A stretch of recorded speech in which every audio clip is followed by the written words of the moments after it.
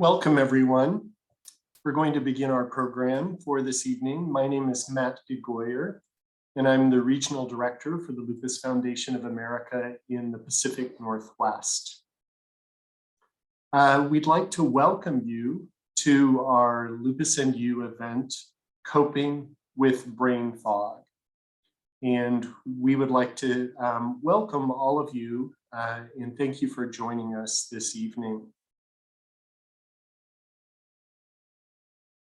Our agenda for this evening includes three speakers. I'd like to welcome Paula White with GSK, who will be sharing some mindfulness strategies on how to cope with brain fog. Our main speaker for the evening, Dr. Erik Anderson, will also share information about the symptoms, management, and research surrounding brain fog. We're also welcoming our dear friend, Shannon Boxx, who is a lupus warrior and athlete, who will talk about living with lupus and brain fog. And we'll also hear from a couple of our speakers in a panel discussion as well. And lastly, I'll share some resources that you can use to live your best life with lupus.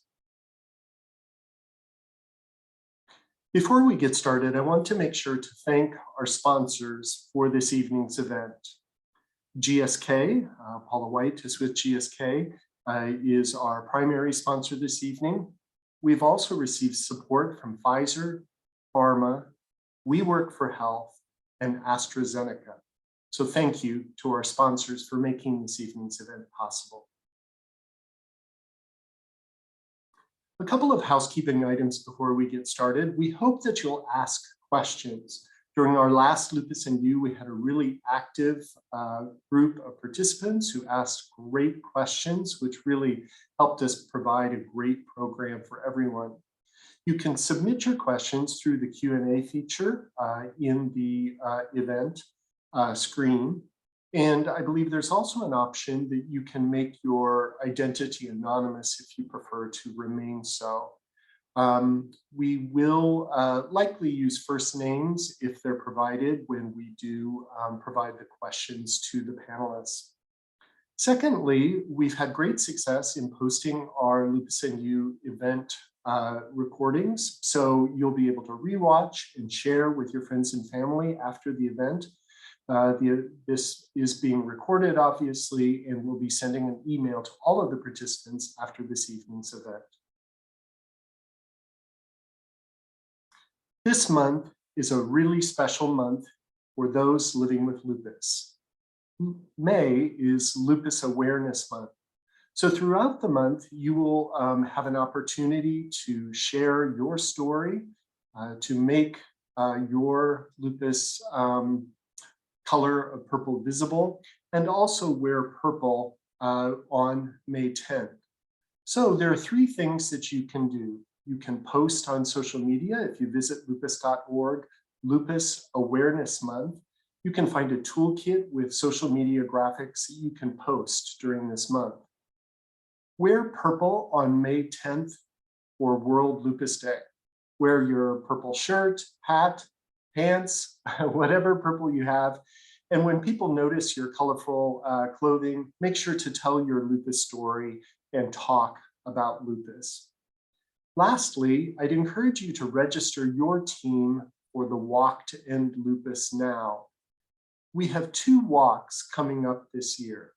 There is the Seattle Walk on September 17th at Lake Union Park in Lake Union neighborhood of Seattle. There is the Portland Walk on Saturday, October 8th in its new location at the Thorns Soccer Stadium. So many thanks to Shannon Boxx, who is joining us this night, for her effort in making that new and exciting venue available for our walkers. And then for those of you who aren't in the vicinity of Seattle and Portland, we also have a virtual walk. So you will have a walk that you can participate in virtually, which will occur on November 17th. So regardless of whether you walk in Seattle, Portland, or walk virtually on November 17th, make sure to visit lupus.org/walk2endlupusnow to sign up your team for the walk. If you need assistance, you can also contact Samantha Williams, and you'll see her contact information listed here as well.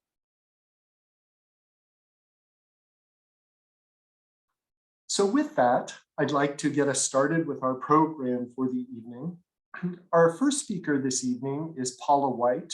She's going to be speaking on using mindfulness and other strategies to cope with brain fog. Paula is a registered nurse and patient engagement liaison with GlaxoSmithKline Pharmaceuticals. She grew up in the Midwest, where she attended college and earned her bachelor's degree of science in nursing from the University of St. Francis in Illinois. Paula has 25 years of experience within the acute care and community health settings. Early in her career, she discovered her passion to ensure patients are knowledgeable about their diagnosis and develop self-confidence in managing their disease. She spent 20 years educating patients and raising awareness regarding respiratory and immunology diseases, and she has a strong regard for patients who are suffering with chronic illness and strives to ensure each patient she touches walks away feeling empowered to continue learning how to live their best life. So with that, I'd like to welcome Paula. Thank you so much, Matt. I'm going to go ahead and share my screen. And oopsie, sorry about that. There we go. All right. Well, again, thank you so much, Matt, for having me this evening to be able to speak with those in attendance regarding brain fog and mindfulness and the importance of incorporating that into your chronic disease management, really living with lupus. So I wanted to first let you know, thank you again, Matt, for the warm welcome and reviewing my bio and background. I do work for GlaxoSmithKline Pharmaceuticals and spend most of my days educating and advocating for patients such as yourselves that suffer from lupus and other chronic illnesses. Any of the information that I bring to you today from us in lupus is really to supplement what you are already getting from your doctor. It's not to replace or provide medical advice, but in a sense, enhance some of your lupus disease management skills. So first and foremost, I'd like to talk about the impact of lupus and the many parts of the body that can be impacted by the inflammation that goes on with lupus. So today we are talking about brain fog, but so first and foremost, the brain involvement can be there. We'll talk about, the forgetfulness and maybe difficulty sleeping, mood swings, and how lupus can impact the brain. The eyes, the mouth, nose, muscles, joints, achiness, bone impact, lungs, heart, and skin involvement is all present. And these symptoms oftentimes can be categorized into what we think of as visible, and then we'll talk a little bit about the invisible. But the invisible signs of lupus are those that you can see on the outside, that others can see on the outside. We may have rashes, as mentioned, or mouth sores, or maybe people can see the changes in our gait or our ability to walk due to maybe the joint stiffness and swelling that we're experiencing.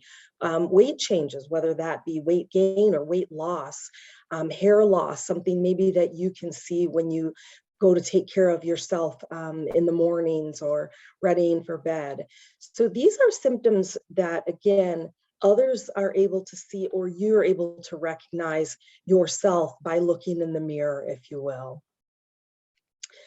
And the symptoms that are invisible, we like to talk about in living with lupus and managing lupus, the importance of monitoring not only the physical symptoms that are visible, but also those that maybe only we can identify. Those could be something like changes in different organ systems being involved. If we think particularly about the kidneys that can be involved in inflammation, you might see changes in your urinary habits, your frequency of urination. The swelling, we talked about that with maybe weight gain. You'll want to make sure if you notice any changes in your urinary habits, the appearance of your urine, it may become dark or look like foamy or bubbly. Any of those type of things would be symptoms that you should be tracking and let your doctor know. But again, kind of one of those symptoms that are occurring just where we would maybe know, right, on the inside, or that others are not able to see. Chest pain, maybe heart involvement, right, or lung involvement could cause you to have symptoms that maybe others don't recognize you having. Fatigue, you know, we talk about the fatigue with you as lupus patients, you know the level of fatigue. I've said before, it's above and beyond if you're sleeping the average recommended 8 hours a night, right?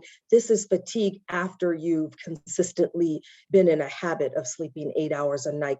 Fatigue that can just hit you any time of day, and you feel like a lump, like you just can't go, even though according to the clock you've had sufficient sleep in the evening. So that form of tiredness, this can also be a piece of the brain fog that we talk about. So 80 to 90% of patients that suffer with lupus actually experience this level of fatigue at some point. Again, these are symptoms that are occurring more on the inside that maybe only you can recognize, but please make certain that you share these with your physician when you go into the office for your visits, any of your care team. Some of the neurological or brain effects that I talked about could be in the form of headaches, you know, that's kind of an invisible thing, depression, any symptom changes like that. Make sure that you share those with your doctor in a timely manner.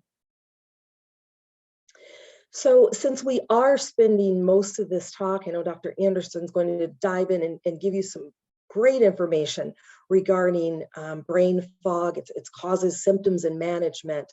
But I wanted to just share with you, overall, brain fog is something that 50 to 80% of people that are living with lupus may experience at one time or another. The symptoms can, you know, you can become easily confused, you can have memory problems, maybe one of your loved ones tells you something and they say, well, I told you that, and you're like, I don't remember, you know, and you may struggle with like a loss of words or just an inability to concentrate. I mentioned before, maybe that difficulty sleeping, headaches, low energy, that fatigue, forgetfulness, and just overall difficulty concentrating are some of the symptoms that may occur. If you experience this as well, it's something to add to your symptom tracking list to be able to let your doctor and your care team know. One thing that can help with brain fog, as I mentioned, to help with that forgetfulness, may be tracking symptoms or writing notes, things that you need to do for yourself personally at home. If there's something, I'm a Post-it queen. I have Post-its all over my desk and reminders for me. I utilize the notes page and the calendar in my phone to just try to keep things organized. And if you do that and come up with whatever tracking system is good for you, do that for not only your symptoms, but utilizing tracking can help with day-to-day activities and events maybe that you're supposed to be taking part in, or maybe a responsibility that you need to remember. And it's important to adapt whatever is working for you. As I said, I'll use Post-its or my notes page in my phone, but calendar reminders is another thing that you can do. If you have a cell phone, you can set calendar reminders. I know my mom still writes on a paper calendar on her wall to remember her doctor's appointments, that type of thing. Again, it's whatever works for you, but this can help with some of that forgetfulness that may be occurring from time to time. Health journaling can also help. So expressive writing, if you will. So writing down your feelings about how you feel in relation to coping and managing on the day-to-day basis with chronic illness. You are all lupus warriors. And, you know, dealing with a chronic illness on a day in and day out basis can weigh heavily, right? It can lead to some of these symptoms that we've been talking about, but it can actually help.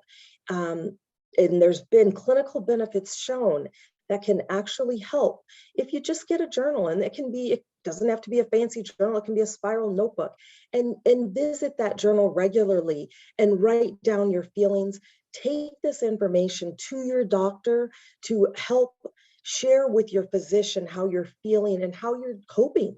And you'll be able to ask for what your needs are from your physician when you're in those doctor's visits, if you've been able to really write it down and express your true feelings about how you're managing coping with a chronic illness. It can weigh heavily. I'm sure all of you can relate to that. Let's talk a little bit about lifestyle management. And again, I know Dr. Anderson's going to go over some managements for you, different things that you can incorporate to help with brain fog.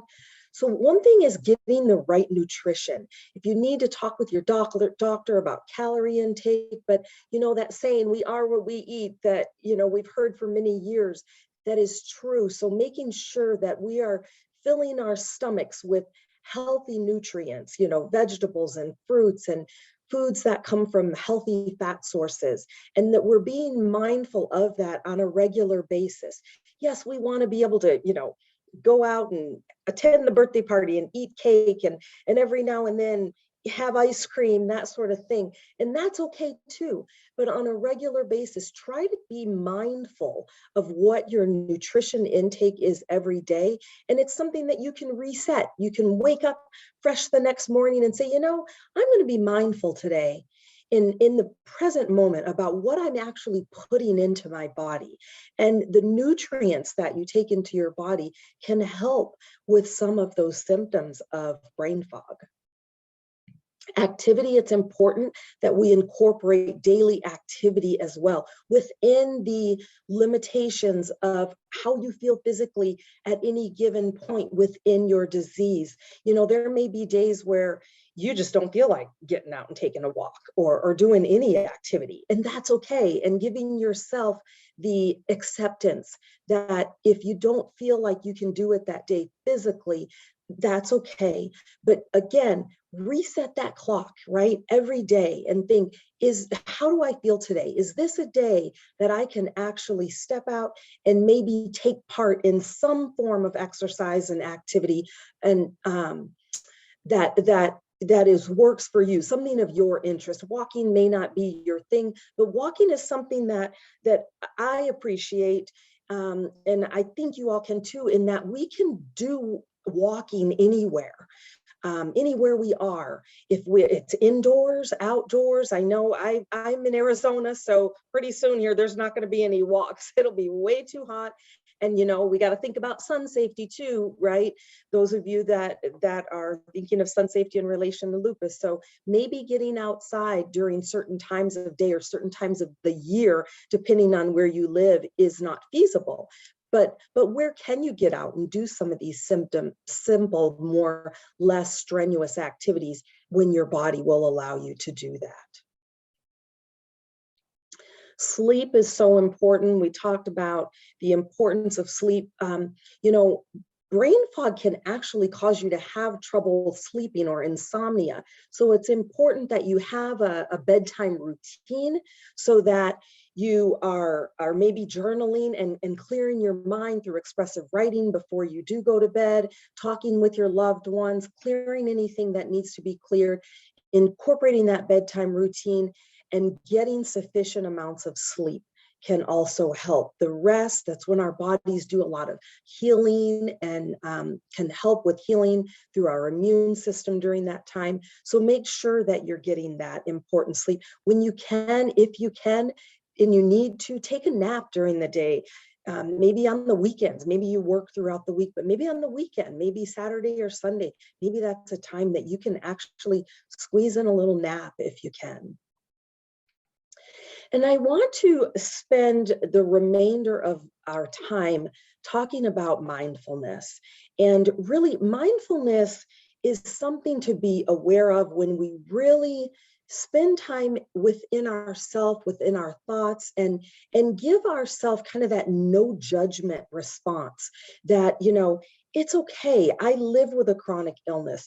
This is how I feel today based on your current situation with the, your chronic symptoms that you may be having, and really just think about yourself and your inner self and your body, and incorporate your mind from your head to your toes and be in the present. And I would like to have all of you, if you could, close your eyes for me, and we're just going to spend a minute. I'm going to actually just set a timer. It's quite interesting when you stop and pause just for a minute, how long it seems sometimes. But I'm going to read a little bit to you about mindfulness, but I want you all to just close your eyes, and we're going to pause for 1 minute.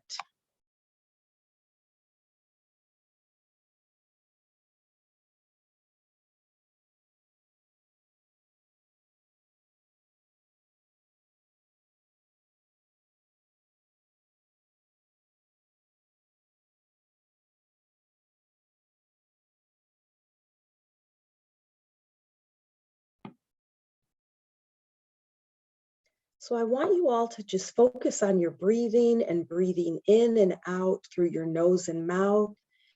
Take deeper breaths as things begin to slow down. Allow your heart to slow down. Concentrate on your breathing and how that feels as you breathe slowly in through your nose and slowly out through your mouth.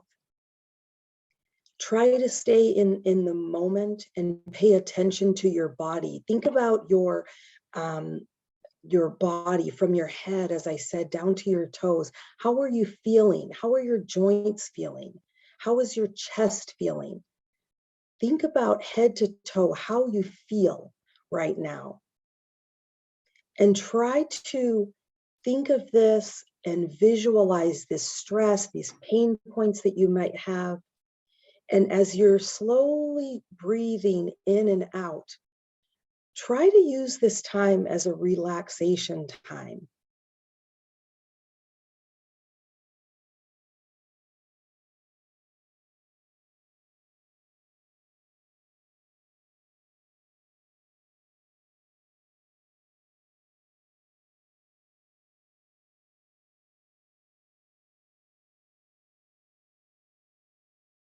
Okay, we're going to stop there. Thank you, everyone. And my chime did not go off for me, but I had set a timer. And I don't know if, and you can put this in the chat if you'd like, but spending a minute just taking, breaths, slow breaths, closing your eyes can have such a value. If you can start with a minute of mindfulness, maybe in the morning before you get out of bed or before you go off to sleep, maybe begin to incorporate that into 5 minutes, maybe 10 minutes. You're going to maybe even set a timer and start to add that to your daily routine if you can. Mindful walking, you see there, we talked about how we could do exercise both inside and out. This is something that you can do within your home if you need to. Doesn't have to be fast-paced, doesn't have to be strenuous, but incorporating some form of mindfulness into as many days of your life that you can certainly help with brain fog as well. This is just a question, is meditation or mindfulness something that you have incorporated? And is it something you will do? There's a lot of apps on our phones, if you've got them, that you can use to do. I know I didn't do probably the most phenomenal job as I was talking to you while you were having your quiet time, but try to incorporate it in whatever way you can. And finally, self-appreciation. I'm still sleeping. So self-appreciation, I mentioned, is so important. If you all just please understand, you are true warriors. Having a chronic condition that you deal with on a daily basis makes you stronger than a lot of people you may know. And understand that as such self-confidence as you deal with managing your lupus on a day-to-day basis.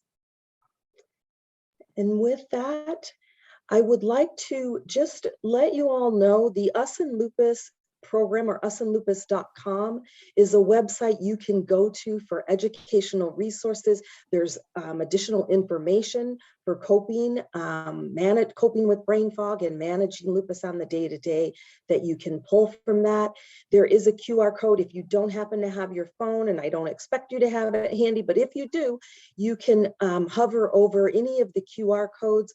I know the second one, Living with Lupus, which is kind of what we're talking about today. If you open your camera and hover over that, you can actually open up the site and go to it later on and read and find some resources there. In addition to, I know Matt and the LFA.org has some amazing resources that can also help you in managing your disease. So I'd like to thank you for allowing me to be here and spend time with you. Thank you so much. Thank you, Paula. We really appreciate your sharing information about mindfulness and tips for living with lupus. At this time, I'd like to go ahead and introduce Dr. Anderson. We're thrilled you're with us this evening, Dr. Anderson. Dr. Anderson's research involvement began as an undergraduate at Johns Hopkins University, where he majored in psychological and brain sciences. He completed medical school and residency at Stony Brook University. Dr. Anderson began his rheumatology fellowship at Northwell Health, and his desire to pursue a career as an independent clinician scientist led him to enter the PhD program in molecular medicine, which offered the unique opportunity for him to combine his interests in psychology, neuroscience, and systemic lupus erythematosus while working alongside leaders in the field. Dr. Anderson completed his PhD in 2020 under the mentorship of Dr. Megan McKay. He published his thesis findings on cognitive dysfunction and depression in SLE recently in Lupus, Science, and Medicine, and continues forward with his research. In addition, he's currently involved in several studies related to cognitive dysfunction in SLE. Welcome, Dr. Anderson. Thank you, Matt, for that kind introduction. Good evening, everyone. So today I'll be talking about brain fog and lupus, and I thank the LFA again for allowing me to speak on this. I think it's under-recognized and also an underdiagnosed problem that we have in lupus. So it's just great that we're talking about it and having this whole session about it. So during my talk, I'll briefly discuss what lupus brain fog refers to and how we research it. And I'll share some of our group's recent research findings. And I'll close with some suggestions on strategies to cope with brain fog.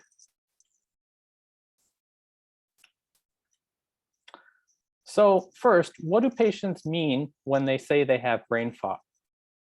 And really, it can mean a lot of things. And so I'm always interested in discussing a little further when a patient says they have brain fog. Well, trying to dig a little deeper, well, what do they mean?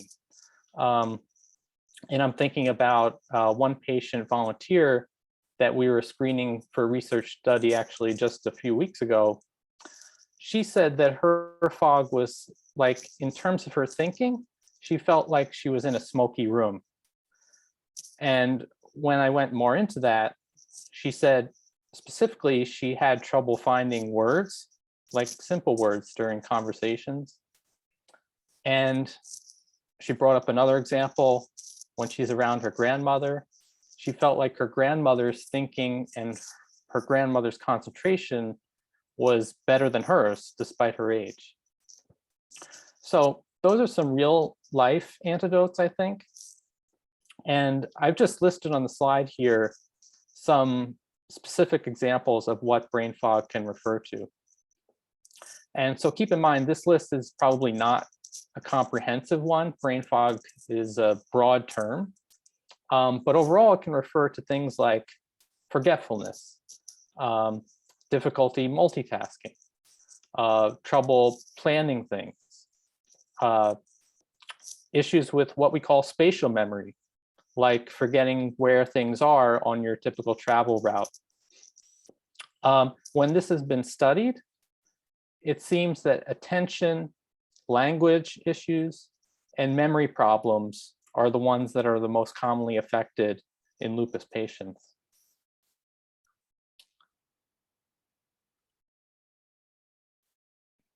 Dr. Anderson, we're not seeing your slides advance. We're still seeing the Oh, really? slide. Huh. Let's see. I'm not sure if you maybe have more than one screen.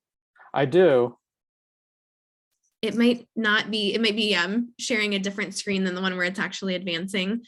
So you might want to try stopping sharing and then trying it again. Okay, yeah, I'll try that.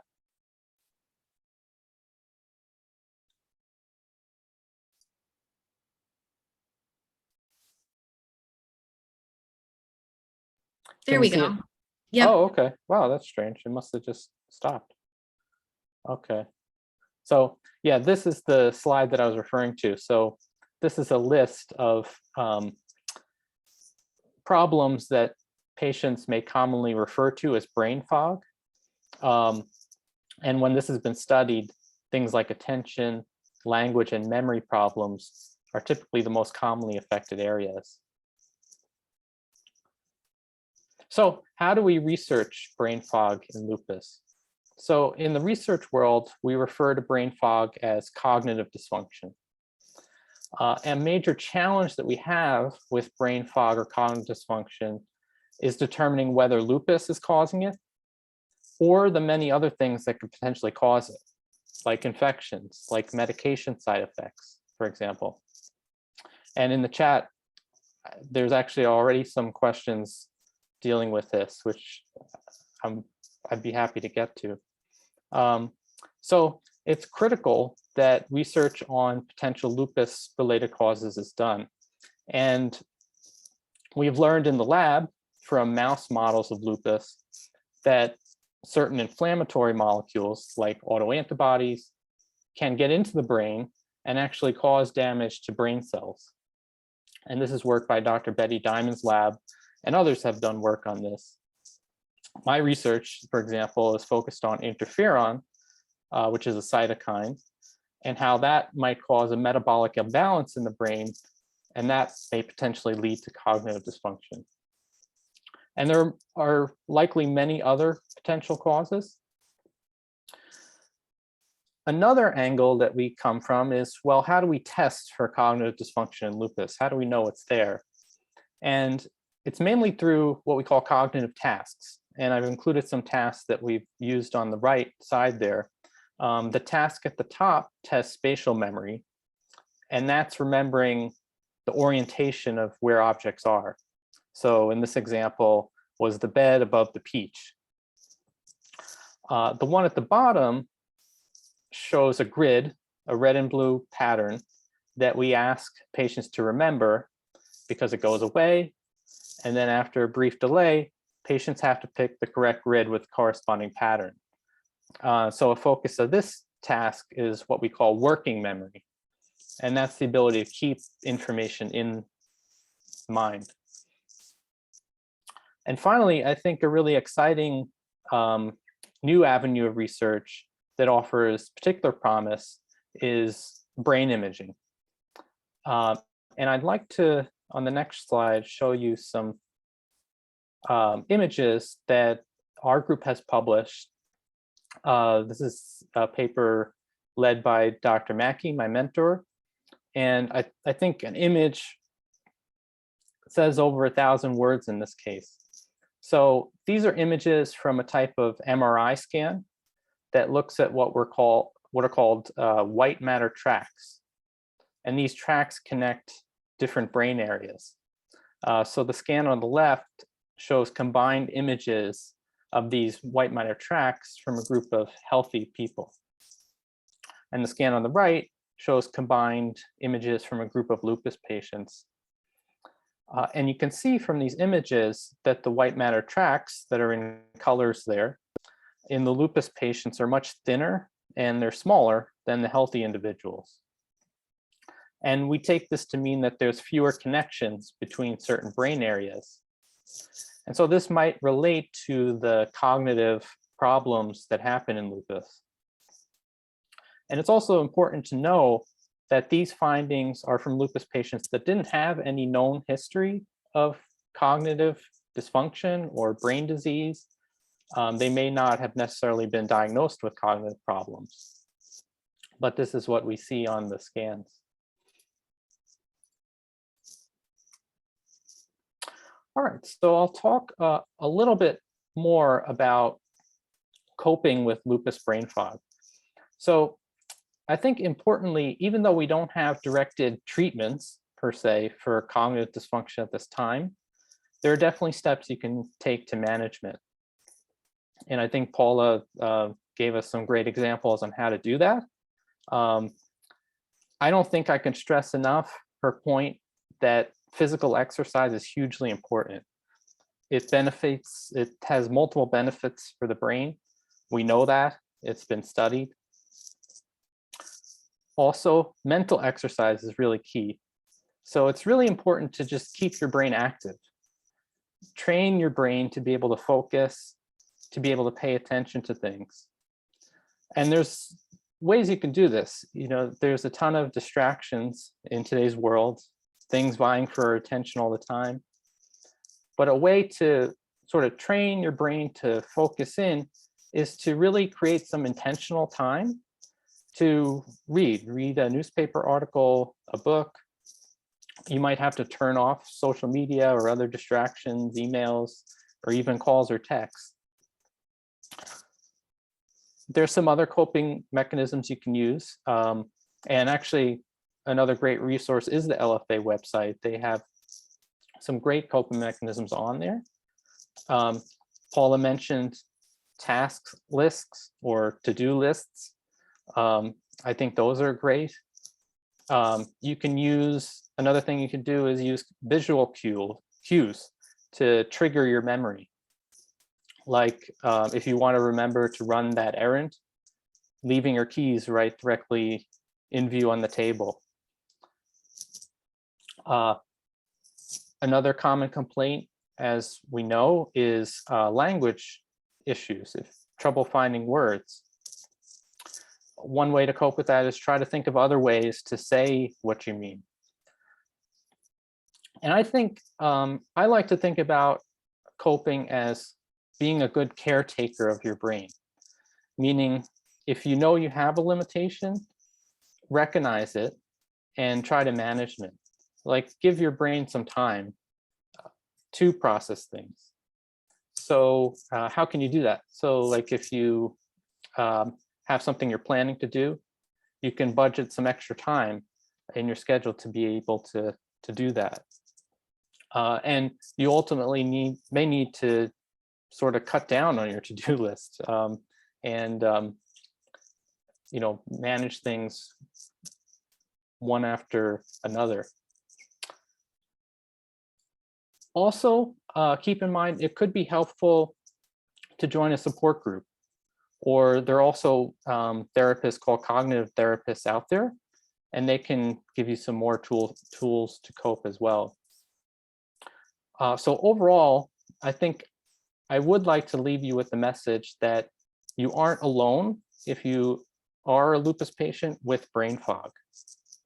So as Paula mentioned, up to 80% of lupus patients experience some sort of brain fog. So definitely, I encourage you to ask for help if you suffer from this. And I'd like to thank you all for listening. I look forward to our conversation later on.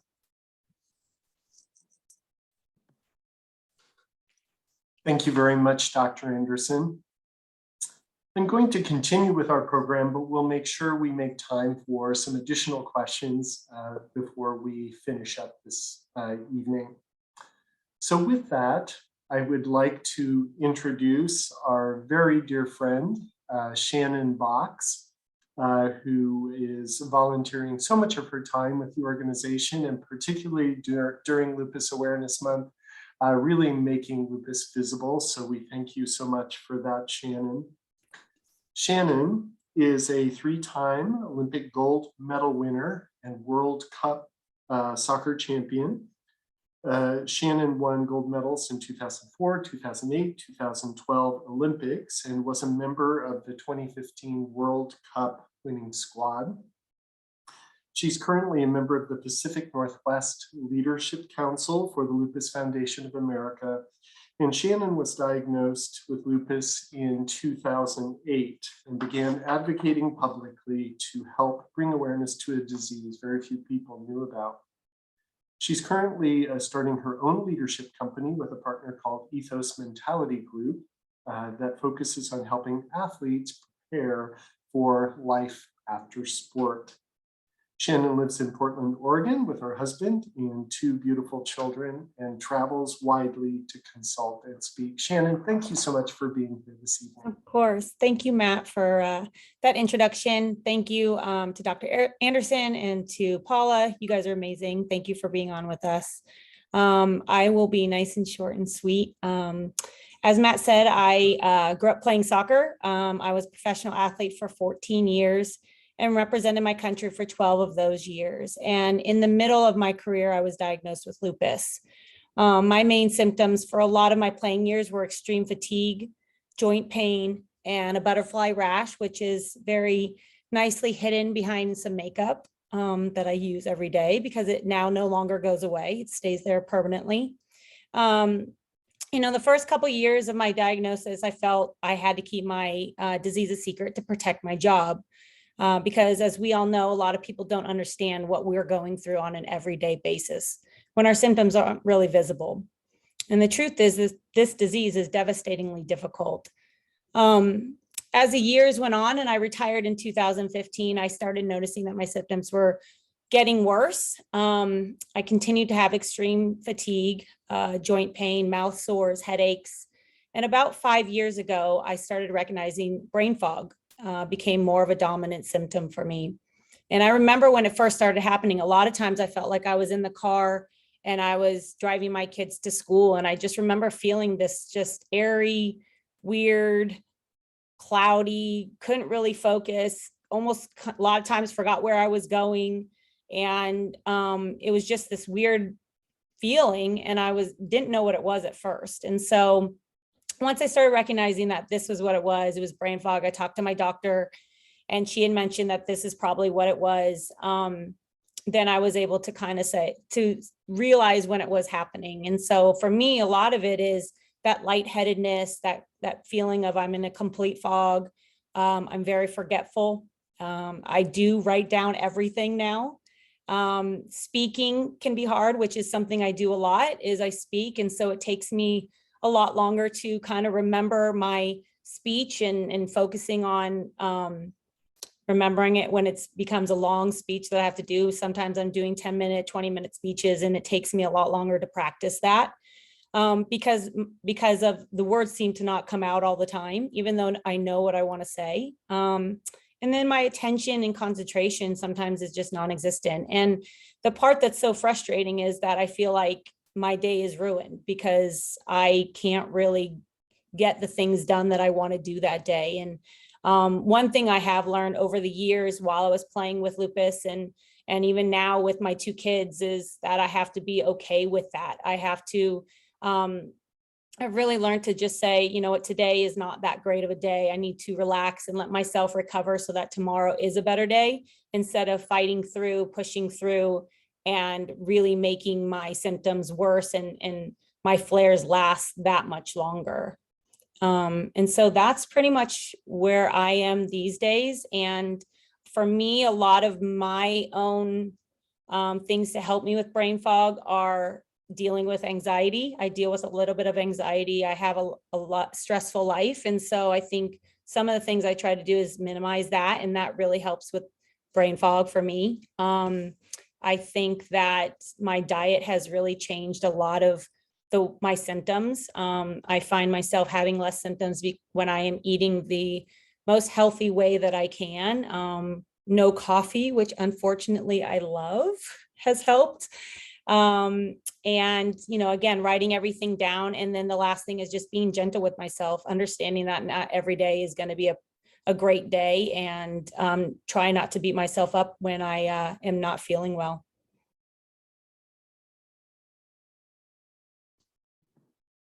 Thank you so much, Shannon. I really appreciate your personal perspective as someone who lives with lupus. So thank you very much for sharing that.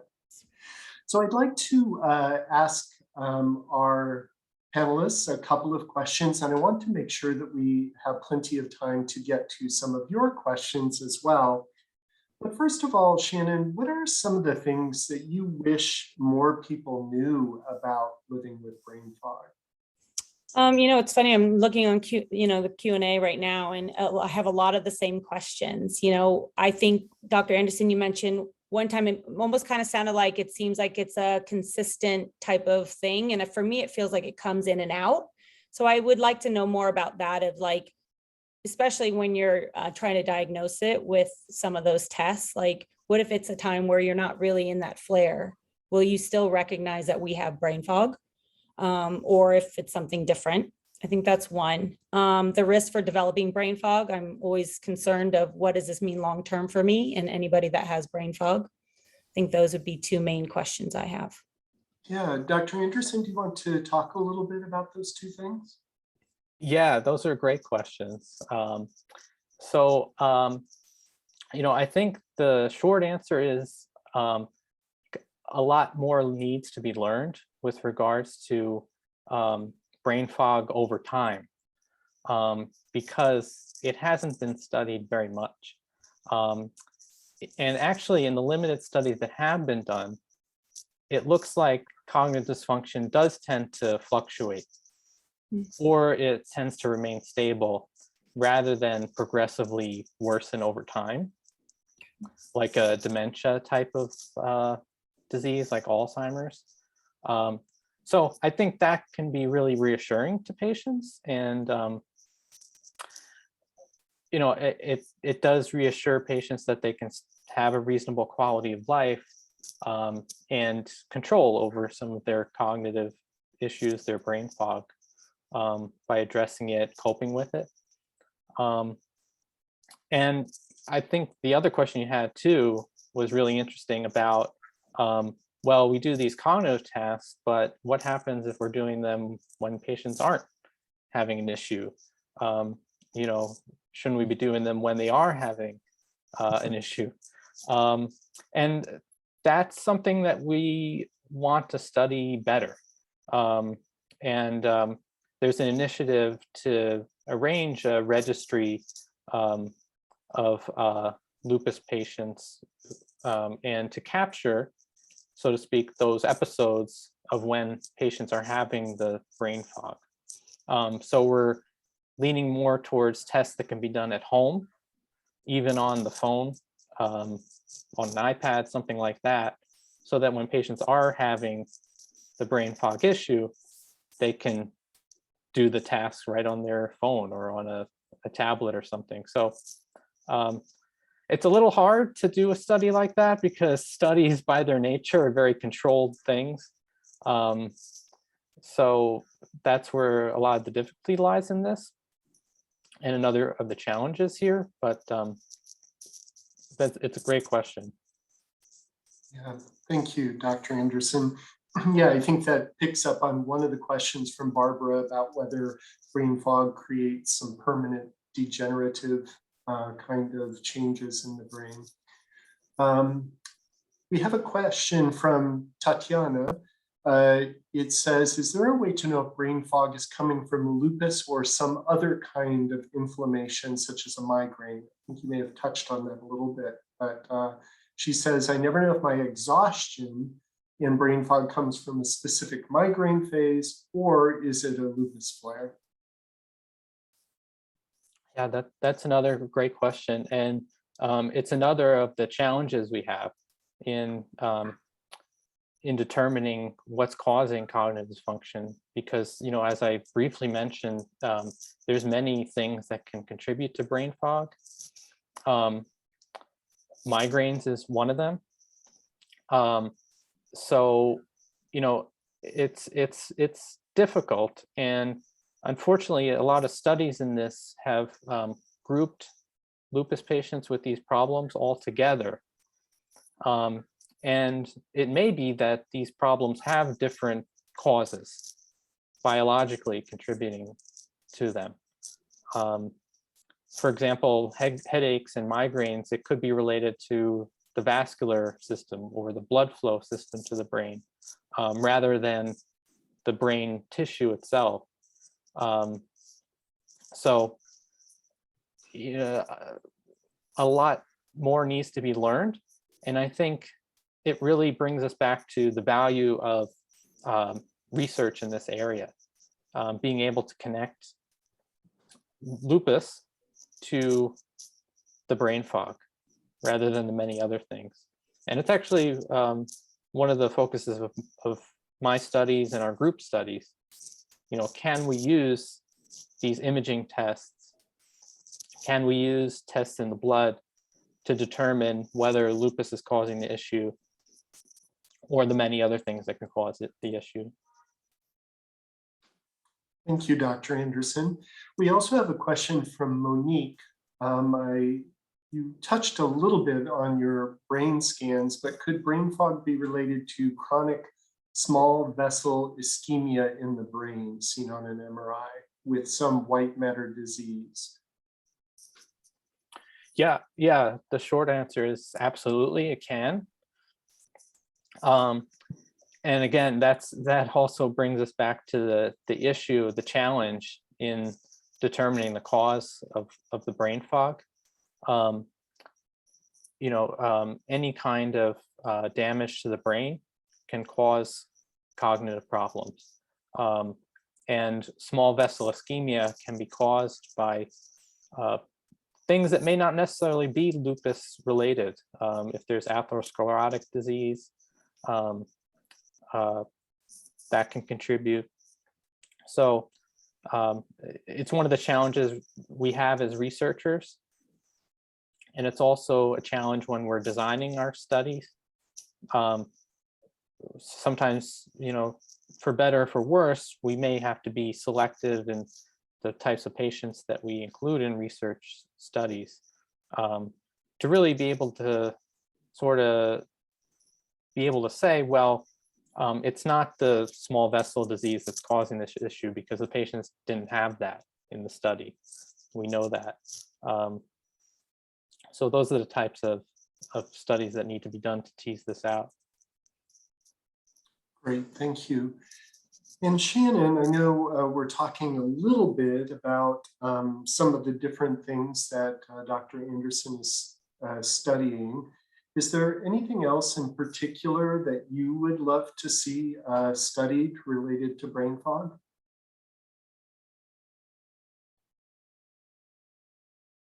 Sorry, I was on mute. I mean, Dr. Anderson answered so many of these questions, but, I think we've heard of natural ways to kind of help, obviously, and last thing I want to do is be on medicine, but I know that I have to be. But is there a medicine that kind of helps with brain fog to minimize the amount of times you might have it, or what? Right. So we don't know. We don't have a medicine currently that's been proven to reduce episodes of brain fog. There's been small clinical trials of certain drugs that have not seemed to help. And it's interesting you asked this. Our group is actually started out on a clinical trial of a certain medication that was developed originally to treat high blood pressure, called ACE inhibitors. But in the lab, they seem to inhibit certain cells that we think are involved with brain damage in lupus. Normally, they are good cells in the brain. They clean up rubbish and debris. But in lupus, we think that they turn into these inflammatory type cells and damage neurons. And so in the lab, in mouse studies, these ACE inhibitors have been shown to stop that process of the microglia from damaging neurons, which are the brain cells.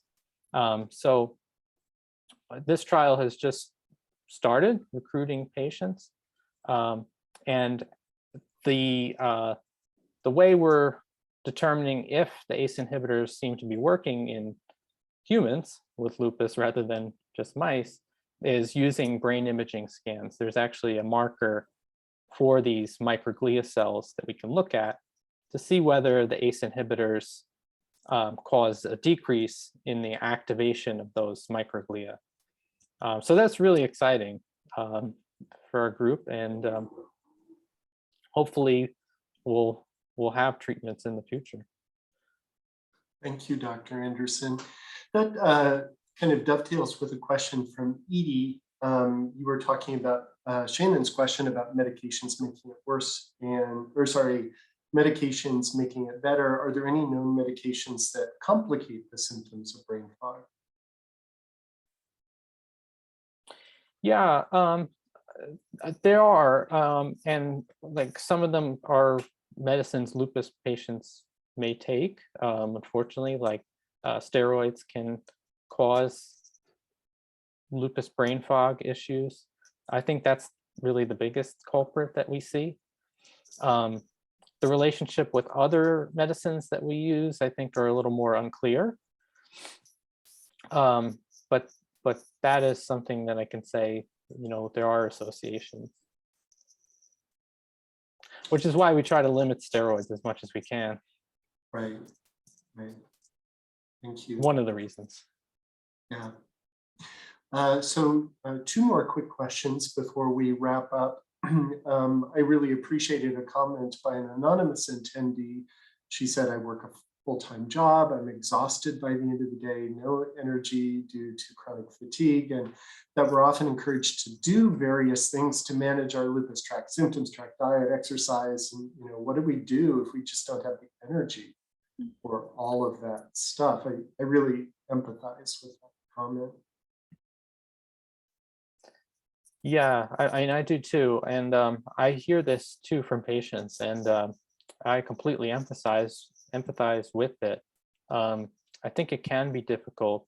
But I think the one thing I could encourage is try not to, it's easier said than done, but get into a rut, so to speak. I mean, even if you can do some activity, try to do it even if you don't feel like it. Because ultimately, you'll find that activity actually does boost your energy levels, paradoxically.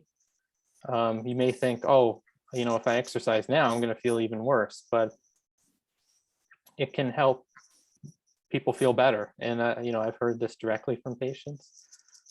So it's one of the reasons why I stress exercise as one of the top coping mechanisms. And I don't know, Shannon, maybe if you have other thoughts on that. The exercise thing, obviously, I had to play at a very high level. But to be honest, when I finished, I stopped exercising and I felt my symptoms got worse than when I was exercising, and I was too extreme. So when I was extreme, I felt them a lot. And when I stopped, I felt them a lot. So it's kind of trying to figure out where that balance is. And I know now, just sometimes going for a walk is hard for me. I live in a lot of hills in Portland, and that hurts sometimes, but it's so good for me to go. It just makes me feel better mentally. So I think that's a big thing. To answer any of that question before, though, I just think the support that you have is such a big thing. I know that that's helped me so much. And maybe it's, your husband or your children that if they're old enough while you're laying there, you can kind of dictate or kind of say what you are feeling and they can write it down, or there's just little things that I know that I've had to do. But the biggest thing that's always helped me, especially when I'm having my extreme fatigue is just the support that's around me to help me do whatever is needed. And my kids now understand when I have a really bad day that I can't get out of bed, they understand and are really there to try to help me as well. So I think just the support around you can really benefit when you are having those really horrible days. Yeah, thank you, Shannon. I think one of the questions we had from a participant was really, do you have any advice for caretakers? Those who are, loved ones. And so I think you hit on some of that, but if you have anything else, Dr. Anderson, related to advice for caretakers, we welcome that. Yeah, I mean, I think Shannon raised a great point. The keeping a journal is a really interesting idea, and having caretakers look at that, and so that they sort of gain a better understanding of what you might be going through on a day-to-day basis, and that may give them ideas on how to cope. Maybe when you can't communicate well, a level of empathy kicks in just because they're more familiar with what you're going through. Yeah, perfect. Well, thank you so much, Dr. Anderson. Shannon, we really appreciate your sharing your professional and personal perspective, and I know that the participants really appreciated hearing from you. So thank you very much. So with that, I'd like to share just a couple more things with you before we wrap up for today. As you know, at the Lupus Foundation, our vision is really a life free from lupus, which I know you can all get behind so strongly. And our mission really is dedicated to improving the quality of life for all of you, all people affected by lupus, through our programs of research, education, support, and advocacy. In terms of advocacy, many of you may not know this, but one of the largest funders of lupus research is our US government. So using your voice and story to participate in advocacy is actually very powerful in terms of supporting research. In June, right after Lupus Awareness Month, we will have our annual virtual Lupus Advocacy Summit. You can go to lupus.org in the advocacy section and sign up to be a digital lupus advocate. And I would encourage all of you to do that. We usually make it very simple, and there's some simple steps that you can take to make your voice known to our representatives in government. In addition, we are starting to do more state advocacy within our 6-state region. What this means is that you are making your voice known and telling your story to local representatives, government representatives in each of our 6 states. Sometimes people think, well, gosh, advocacy, I don't really know what that's about. I don't know how to do it. I've never done it before. But as I've talked with people who engaged with advocacy, they found it really fulfilling and meaningful for them personally. And at the end of the day, you're just telling your story, your lupus story, to those who have power, who can make decisions to influence funding. And I think that's really crucial for your voices to be heard. We're looking for individuals who are interested in getting more engaged at the state level with advocacy. And we would love to see advocates in each of our 6 states.